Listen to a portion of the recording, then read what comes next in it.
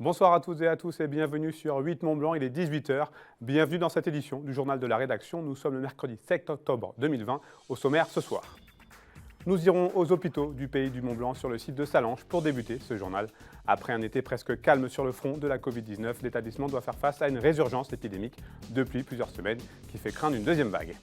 Et puis nous parlerons environnement et lutte contre la pollution. Depuis maintenant 2 ans, Enedis mesure la qualité de l'air en Haute-Savoie grâce à 70 véhicules équipés de capteurs laser. Avec ce procédé, connaître et mesurer la concentration en particules fines de l'air est possible. Je vous le disais en titre, les hôpitaux du pays du Mont-Blanc se préparent à une deuxième vague de Covid-19. Après une reprise épidémique caractérisée depuis plusieurs semaines, plus d'admissions, plus d'hospitalisations et plus de dépistage, autant de facteurs qui incitent à la plus grande prudence. Reportage. Aux hôpitaux du pays du Mont-Blanc, la reprise de l'épidémie de Covid-19 est bien palpable, que ce soit en termes d'accueil de patients, d'hospitalisation ou encore de tests de dépistage depuis la mi-août. Les signes avant-coureurs d'une deuxième vague sont donc bel et bien réels. Alors, les hôpitaux du pays du Mont-Blanc vont bien, mais on constate une augmentation un peu sournoise du nombre de cas pris en charge. Hier, une infirmière que j'ai rencontrée m'a résumé la situation. On voit une augmentation du nombre de cas pris en charge et une augmentation moyenne de cas pris en charge. Parfois c'est 1 cas, parfois c'est 2 cas, mais là où en période estivale on oscillait entre 0 et 2 cas, là on est plus proche de 4 à 5 cas, donc ça augmente tendanciellement. Et alors que les chiffres en Auvergne-Rhône-Alpes sont assez alarmants, la Haute-Savoie s'en sort presque plutôt bien au vu de la situation actuelle. Mais si l'hypothèse d'une immunité collective est à balayer d'un revers de la main, le strict respect des gestes barrières doit aider à lutter contre cette résurgence épidémique. Alors on est prêt, puisque l'ensemble des acteurs a réfléchi, on a tiré les enseignements de la première vague. Il y a des choses qu'on a adaptées, il y a des choses qu'on a laissées comme telles, il y a des choses qu'on a améliorées. On est prêt à cela. Maintenant, encore une fois, la meilleure manière d'être prêt, et quitte à être redondant, c'est l'application de ces gestes barrières. Et comme dans beaucoup d'autres centres hospitaliers en France, la crise de la Covid-19 a largement contribué à la réorganisation de certains services. C'est notamment le cas des urgences, fortement sollicitées au moment du pic de la pandémie. On a, avec le recul, identifié différents niveaux d'activation, avec un niveau de fonctionnement normal qu'on a pu observer notamment cet été. On est actuellement au niveau 2 avec une filière séparée. On pourra très rapidement, si nécessaire, activer un niveau 3 avec une relocalisation physique de l'activité liée à la Covid dans une autre unité au sein même des urgences. Et on envisage également un niveau maximal pour pallier une très haute saison associée à une activité Covid. À l'heure actuelle, 24 lits de médecine sont disponibles sur le site de Sallanches des hôpitaux du pays du Mont-Blanc. Ce total pourra monter jusqu'à 38 en cas de nouvelle vague. Et puis toujours en lien avec la Covid-19, depuis le 28 septembre dernier, le département de la Savoie a été classé en zone d'alerte en raison d'un taux d'incidence supérieur à 50 pour 100 000 habitants. Et conformément à ce classement, Pascal Bollot, le préfet de la Savoie, avait pris un arrêté réglementant les rassemblements festifs et familiaux. La préfecture a tenu à rappeler que cette limitation à 30 personnes s'appliquait aux réunions amicales ou familiales, comme les mariages ou les communions, aux soirées étudiantes, aux tombolas ou encore aux événements associatifs organisés dans des salles des fêtes ou dans des salles polyvalentes. Pour rappel, les offices religieux, les bars et les restaurants ne sont pas concernés par cet arrêté préfectoral. Tiffany Degois, députée de Savoie, organisait cette semaine une réunion de groupe des députés baptisée Génération Entreprise. Cette structure qui rassemble plus de 150 parlementaires est spécialisée dans les problématiques du monde de l'entrepreneuriat. Génération Entreprise est donc allée à la rencontre des acteurs économiques du territoire de Savoie afin de mieux comprendre les craintes et les attentes des entreprises dans ce contexte si particulier. On écoute à ce sujet Tiffany Degois, la députée de la première circonscription de Savoie. Elle répond aux questions d'Emmanuel Jaude. Aujourd'hui, les chefs d'entreprise, ils ont aussi parfois besoin qu'on les laisse faire. C'est souvent ce qu'ils nous disent. Ils veulent qu'on les laisse faire.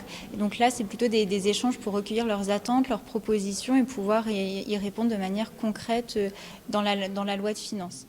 Et pouvoir aussi, alors ça c'est quelque chose qui me tient particulièrement à cœur, c'est accompagner notre économie dans le 21e siècle en aidant en investissement les entreprises. On a beaucoup d'entreprises en Savoie qui sont innovantes. On a Technolac qui finalement tire vers le haut toutes les entreprises. Et donc c'est dans le plan de relance, moi je suis particulièrement investie pour assurer l'innovation des entreprises et les aider à innover et être plus compétitives. Ce qu'on a pu constater ce matin hein, et ce qui ressort beaucoup de chefs d'entreprise, c'est qu'eux, ils ont envie de faire. Il y a des risques, ils sont prêts à les assumer. Mais aujourd'hui, on a des vrais problèmes de recrutement. C'est vrai qu'en Savoie, on a un taux de chômage qui est plus bas qu'au niveau national. Et il faut qu'on puisse aider ces entreprises et aussi les personnes qui cherchent de l'emploi à finalement que les attentes de chacun puissent correspondre. Et ça, c'est un vrai défi parce qu'aujourd'hui, par exemple, Exam qui recherche 10 personnes, pas forcément formées, voit son activité freinée à cause de ça. Et aujourd'hui, c'est pas admissible. On passe à mon invité du soir et on reste dans le monde de l'entreprise avec mon invité, je vous en prie, Maxime Tonnerrieux. Bonsoir. Vous êtes le directeur du SNDEC, le syndicat national du décolletage. Pouvez-vous nous présenter en quelques mots le SNDEC ? Bonsoir. Oui, bien sûr. Le syndicat national du décolletage, donc c'est un syndicat qui représente les entreprises de décolletage. C'est à peu près aujourd'hui 500 entreprises en France, dont 70% sont basées sur la vallée de l'Arve. Alors on le sait, de très nombreux secteurs ont été fortement impactés par la crise économique et financière liée à cette crise de la Covid-19. Le secteur du décolletage en a malheureusement fait partie. Tout à fait, hein, vous l'avez dit, il y a beaucoup de secteurs industriels qui ont été impactés, le décolletage aussi. Les usines ont quasiment été mises à l'arrêt. Je crois que la première semaine, on avait 80% des entreprises fermées. Alors heureusement, et c'est une des caractéristiques de cette profession, on a essayé de vite relancer la machine. C'est vrai que le marché n'était pas au rendez-vous, hein, donc l'activité était très touchée et on s'attend au global de cette année 2020 à une année inférieure en termes de production à ce qu'on a connu lors de la crise de 2008. Est-ce qu'il est possible aujourd'hui de mesurer justement l'impact de la Covid-19 sur le secteur du décolletage ? L'impact, on peut le mesurer de différentes manières. On a effectivement l'impact sur le chiffre d'affaires. On s'attend à une année où on finira sans doute à moins 30, moins 35% dans un scénario optimiste de chiffre d'affaires pour la profession. L'impact, il est aussi sur tous les aspects du fonctionnement de l'entreprise, parce qu'on est tous impactés, l'entreprise de décolletage aussi. On a déjà un premier impact, c'est effectivement une production qui est toujours sans aucune visibilité. On a vraiment beaucoup de mal aujourd'hui à savoir de quoi seront faits les mois prochains. C'est ça le plus compliqué, de ne pas avoir de visibilité, de ne pas savoir de quoi va être fait l'avenir ?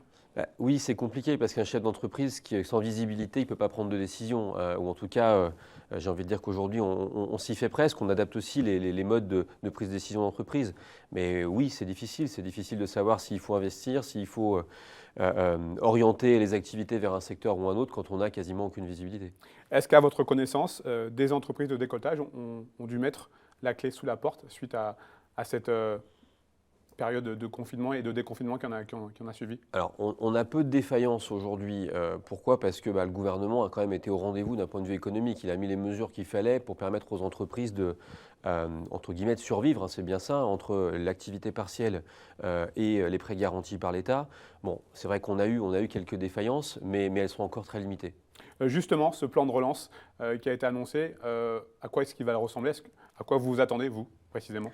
Alors, le plan de relance, on a la chance d'être dans les secteurs d'activité pour lesquels les dispositifs sont déjà présents, hein, notamment les appels à projets pour la partie automobile ou la partie aéronautique. Donc j'ai envie de dire, le plan de relance, on est déjà dedans.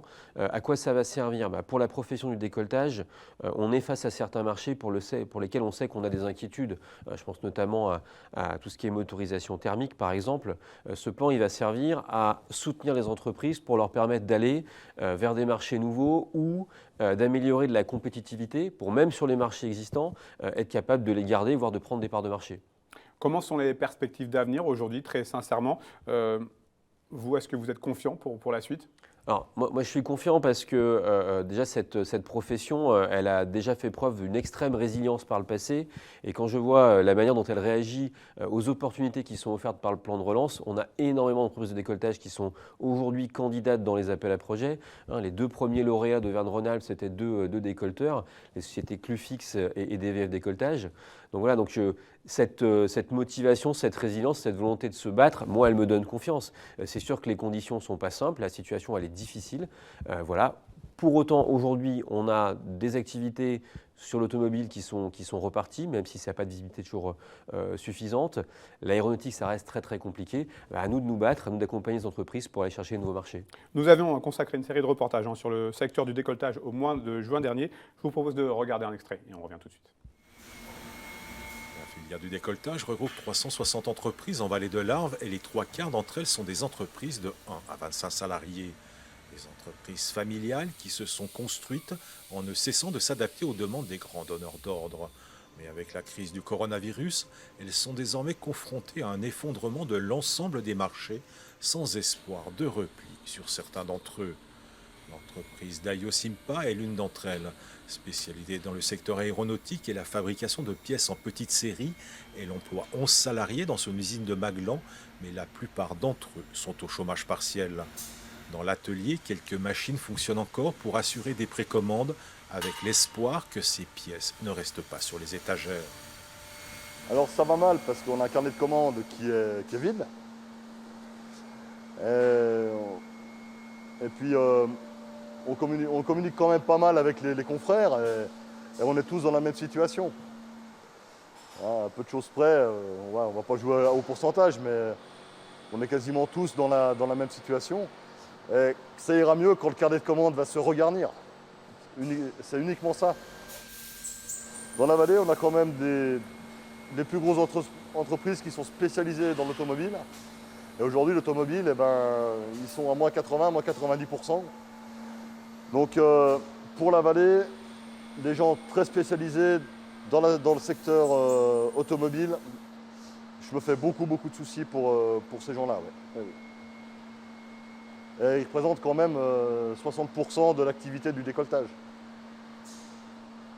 Donc oui, c'est très inquiétant. En tant que directeur du SNDEC, qu'est-ce que vous ressentez quand vous écoutez un tel témoignage ? On a forcément beaucoup d'empathie et de compréhension pour ces chefs d'entreprise qui passent énormément de temps à essayer de défendre leur entreprise, leurs salariés. Et puis, alors, je suis déjà content qu'on ne soit plus dans cette situation-là. C'est déjà effectivement une première étape de passer. Aujourd'hui, voilà, on a, comme je le disais, il faut prendre le taureau par les cornes et puis il faut aller affronter cette difficulté. Et d'ailleurs, le chef d'entreprise l'a très bien dit. Ce qui est important, c'est les commandes et que les marchés repartent. Donc à nous de faire ce travail pour, je dirais, retrouver ces marchés, retrouver ces volumes. Et puis voilà, une nouvelle fois, c'est une nouvelle crise. Elle est là, elle est dure. Je suis convaincu qu'on regardera dans quelques années cette crise derrière nous et qu'on aura su rebondir.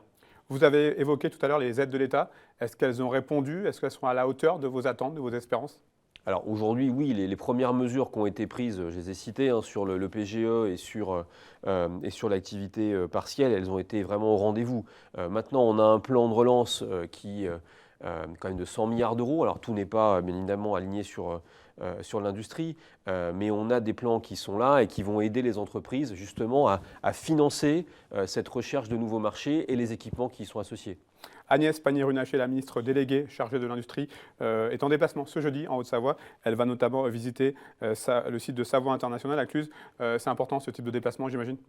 C'est très important. Déjà pour mettre en valeur les entreprises qui ont su rebondir. Je pense à Savoie International qui a effectivement pris l'opportunité de développer la fabrication de masques chirurgicaux au pied levé, au plus fort de la crise et dans un délai extrêmement court, donc ce qui montre la capacité de rebond une nouvelle fois de ces entreprises.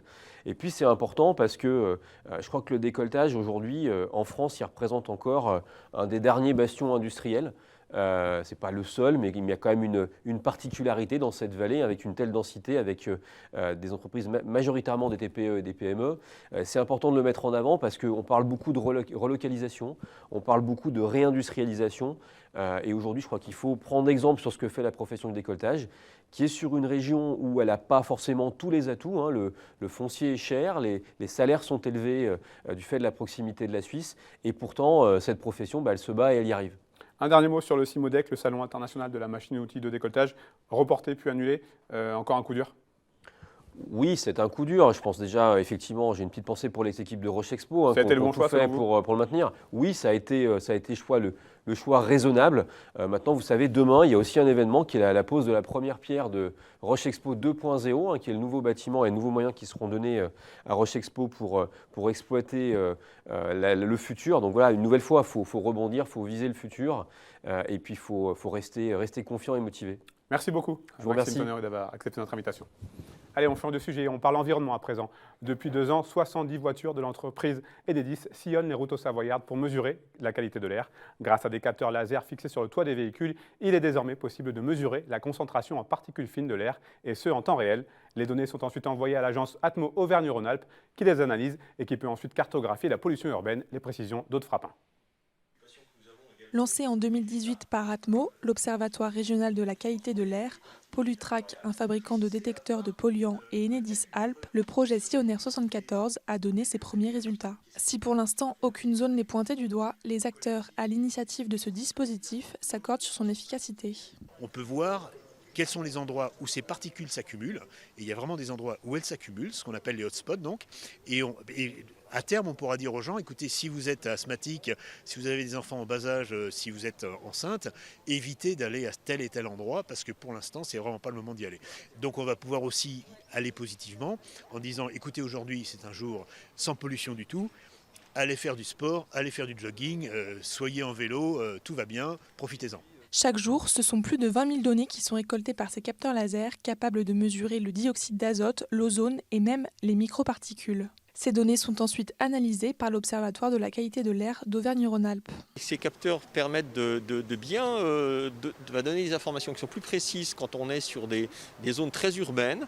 Et puis effectivement, ça renforce l'analyse qu'on a sur, par exemple, quelques grands axes routiers sur lesquels il peut y avoir des montées en charge de véhicules qui, à certaines heures, produisent, notamment sur le dioxyde d'azote, des résultats qui ne sont pas, qui montrent qu'il faut encore s'améliorer sur le transport collectif, sur les mobilités alternatives. Donc c'est toutes ces données qui sont au fur et à mesure collectées, traitées par Atmo et qui sont ensuite restituées quasiment, je dirais pas en temps réel, mais avec un temps de retour qui est très très court pour permettre de prendre les décisions nécessaires. L'entreprise Enedis Alpes a mis à disposition à Atmo et Pollutrac 70 voitures de fonction qui ont sillonné la Haute-Savoie équipées de capteurs laser. Ce sont des voitures qui roulent toute la journée en fonction des interventions clients ou interventions techniques, essentiellement sur des véhicules légers. Cette expérimentation est relativement unique en France. Seules les grandes métropoles comme Lille, Marseille ou Paris ont pu profiter d'un tel dispositif. En football, le début de saison en national est décidément très compliqué pour le FC Annecy. Les derniers du classement est toujours à la recherche de leur première victoire en championnat.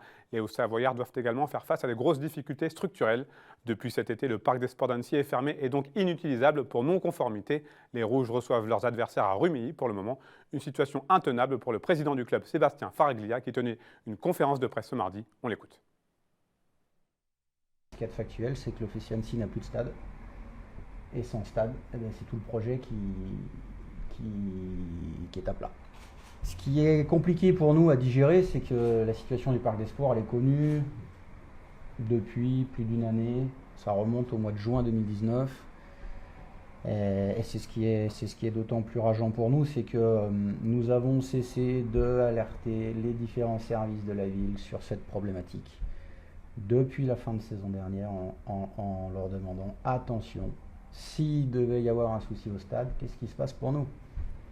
Voilà. C'est pas faute d'avoir anticipé les débats, d'avoir sollicité des réunions pour envisager un plan B au cas où. Le cas où est arrivé et il n'y avait pas de plan B. On a fait un point précis avec notre maire adjointe au sport ce lundi pour lui évoquer c'est quoi la suite après ce 31 octobre, puisque le 10 novembre, on accueille Concarneau et le 13, on reçoit Bastia. Très clairement pour nous, l'enjeu, il est unique. Le FC doit jouer Annecy. Voilà. Maintenant, il faut arrêter de tergiverser. On a perdu suffisamment de temps. On est en train de fragiliser notre projet.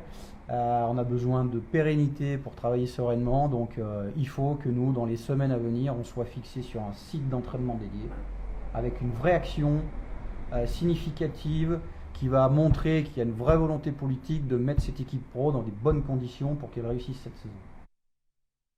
Voilà pour les mots forts de Sébastien Faraglia, le président du FC Annecy. Affaire à suivre donc.